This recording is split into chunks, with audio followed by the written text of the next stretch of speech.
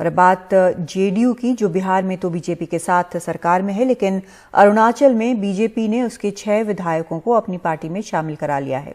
इससे ये संदेश जाता है कि जब दूसरी पार्टी के विधायकों से अपनी सरकार को और मजबूत करने की बात आती है तो बीजेपी सहयोगी और विरोधी में फर्क नहीं करती। अरुणाचल में नीतीश कुमार की पार्टी के 7 विधायक जीत कर आए थे जो सरकार का समर्थन कर रहे थे। पटना में इस बारे में जब सवाल किया गया तो नीतीश इस सवाल से बचते नजर आए। इस काम को करने में भूमिका की, इसकी क्षमता बढ़ाने के लिए हम लोगों ने 6 विधायक आपके पार्टी छोड़ के बीजेपी चले गए, बीजेपी में शामिल हो गए। देख रहे हैं क्या आपकी सहमति या पहले से मीटिंग है, कॉन्फ्रेंस है, अलग हो गया है। और हमारे वरिष्ठ सहयोगी मनीष कुमार इस वक्त हमारे साथ जुड़ रहे हैं। मनीष, एक तो इस तरह से बीजेपी का जेडीयू के विधायकों को अपनी पार्टी में शामिल कराना और इस सवाल के पूछे जाने पर नीतीश कुमार का कन्नी काट कर निकलना, क्या मतलब है इसका?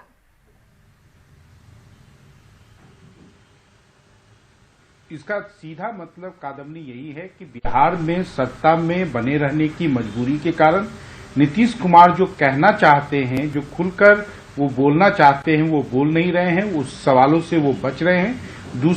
दूसरी बात यह है कि बीजेपी के लिए जब वो उनको अपने विधायकों की संख्या बढ़ानी होती है तो वो क्या विपक्ष क्या सहयोगी वो उस समय नहीं सोचते हैं और उन्होंने एक आप कह सकती हैं कि राजनीति में एक सर्जिकल ऑपरेशन अपने सहयोगी के ऊपर कर दिया।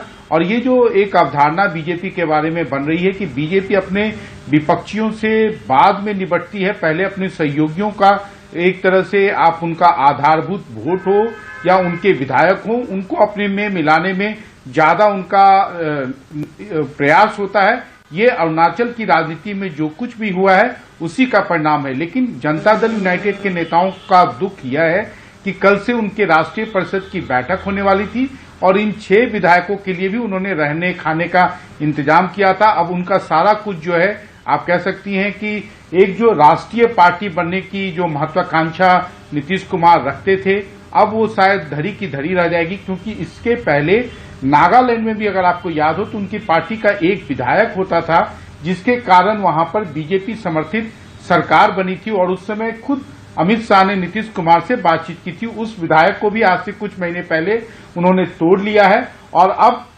बिहार के अलावा जनता दल यूनाइटेड का देश में किसी भी राज्य में कोई विधायक नहीं बचा है। हालांकि अरुणाचल में एक विधायक है, लेकिन वो इसके लिए काफी नहीं होंगे क्योंकि अब ये बिहार की क्षेत्रीय पार्टी जैसे आरजेडी है उसी तरीके से क्षेत्रीय पार्टी बनकर सिमट गई है।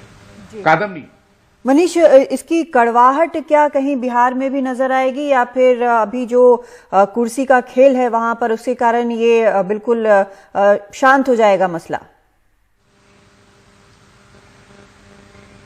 देखिए, शांत रखने के अलावा नीतीश कुमार के पास विकल्प क्या है, क्योंकि नीतीश कुमार अब बड़े भाई की भूमिका में सत्ता में नहीं बैठे हैं और बीजेपी अब बड़े भाई की भूमिका में है और दोनों के बीच में अगर आप कहेंगे कि आरजेडी के साथ भी थी तो जेडीयू नंबर 2 की पार्टी थी, लेकिन कादम्बनी उस समय जो सीटों का फासला था वो 9 सीटों का फासला था जो बहुत ज्यादा मायने नहीं रखता है। लेकिन अब जो है ये 30-31 सीटों का फासला है। इसी के कारण आप देख रही होंगी कि मुख्यमंत्री बिहार के अमूमन जब भी कोई नई सरकार बनती है तो उस राज्य के वो चाहे विपक्ष हो या बीजेपी के सहयोगियों की सरकार हो या खुद बीजेपी के मुख्यमंत्री पहले प्रधानमंत्री को जाके कॉल ऑन करते हैं, उन्हें बुके देते हैं। लेकिन इस बार इसका उल्टा हुआ है।